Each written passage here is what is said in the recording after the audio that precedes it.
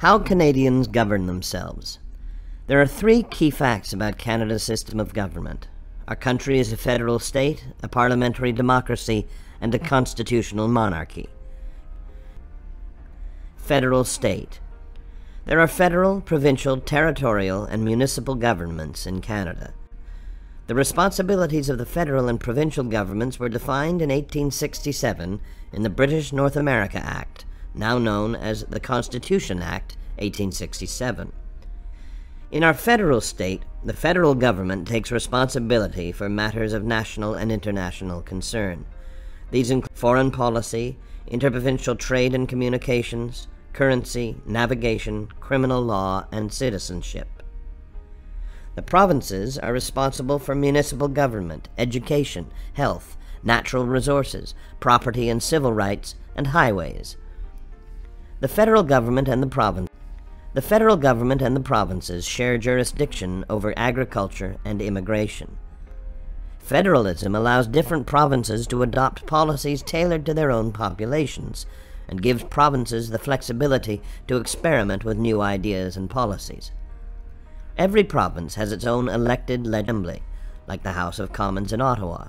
The three northern territories, which have small populations, do not have the status of provinces, but their governments and assemblies carry out many of the same functions. Parliamentary democracy. In Canada's parliamentary democracy, the people elect members to the House of Commons in Ottawa and to the provincial and territorial legislatures. These representatives are responsible for passing laws, approving and monitoring expenditures, and keeping the government accountable. Ministers are responsible to the elected representatives, which means they must retain the confidence of the House and have to resign if they are defeated in a non-confidence vote. Parliament has three parts: the sovereign, a queen or king, the Senate, and the House of Commons. Provincial legislatures comprise the lieutenant governor and the elected assembly. In the federal government, the Prime Minister selects the cabinet ministers and is responsible for the operations and policy of the government. The House of Commons is the representative chamber made up of members of Parliament elected by the people, traditionally every 4 years. Senators are appointed by the Governor-General on the advice of the Prime Minister and serve until age 75. Both the House of Commons and the Senate consider and review bills, which are proposals for new laws. No bill can become law in Canada until it has been passed by both chambers and has received royal assent, granted by the Governor-General on behalf of the sovereign. Living in a democracy, Canadian citizens have the right and the responsibility to participate in making decisions that affect them. It is important for Canadians aged 18 or more to participate in their democracy by voting in federal, provincial, or territorial and municipal elections. The following are the steps for the legislative process in Canada, or how a bill becomes law. It's called first reading. The bill is considered read for the first time and is printed. Step 2 is called second reading. In this step, members debate the bill's principle. Step 3 is the committee stage.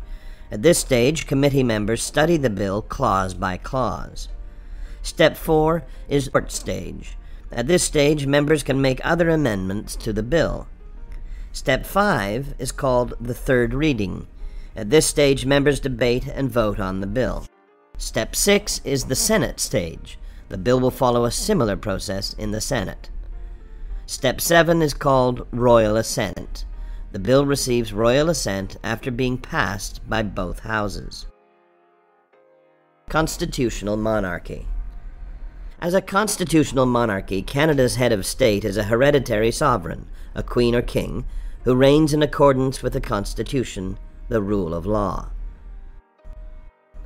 The sovereign is a part of Parliament, playing an important nonpartisan role as the focus of citizenship and allegiance, most visibly during royal visits to Canada. Her Majesty is a symbol of Canadian sovereignty, a guardian of constitutional freedoms, and a reflection of our history. The royal family's example of lifelong service to the community is an encouragement for citizens to give their best to their country. As head of the Commonwealth, the sovereign links Canada to 50 other nations that cooperate to advance social, economic, and cultural progress. Other constitutional monarchies include Denmark, Norway, Sweden, Australia, New Zealand, the Netherlands, Spain, Thailand, Japan, Jordan, and Morocco.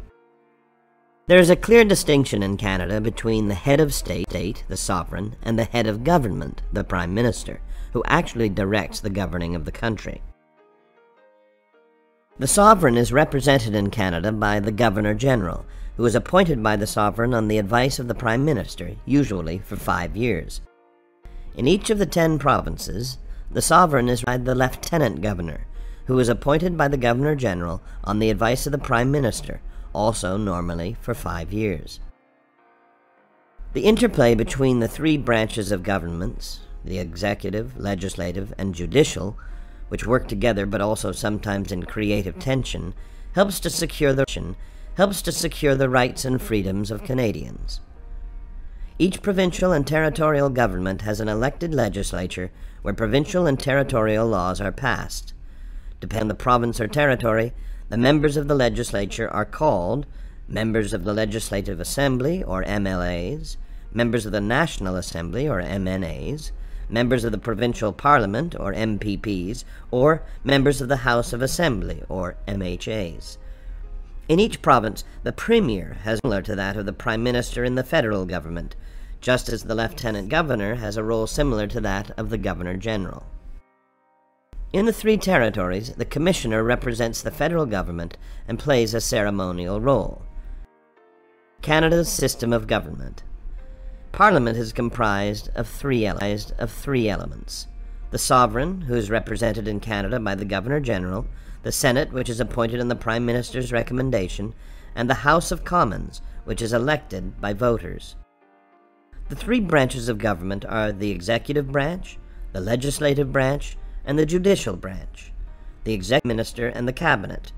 The legislative branch consists of the Parliament. The judicial branch consists of the different levels of courts in Canada. At the highest level, there is the Supreme Court of Canada, which consists of 9 judges that are appointed by the Governor-General. The Federal Court of Canada and the provincial courts are also part of the judicial.